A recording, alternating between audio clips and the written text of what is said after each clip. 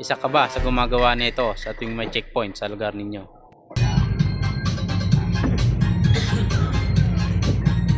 Tatanungin ako may checkpoint. Tayo may checkpoint.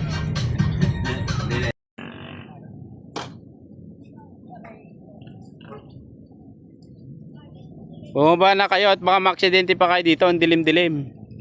Itulak nyo na yung motor nyo.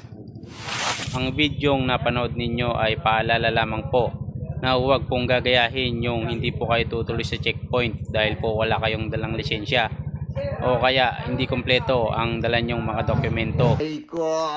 Tapos tatambay kayo sa madilim na parte ng kalsada. Yan po ay pwedeng pagmula ng aksidente. Maaari po kayong masabitan o kaya mabangga ng malalaking sasakyan. Kaya ang pinaka-safe na gawin ay huwag na mag-drive pag walang lisensya para iwas sakit ng ulo.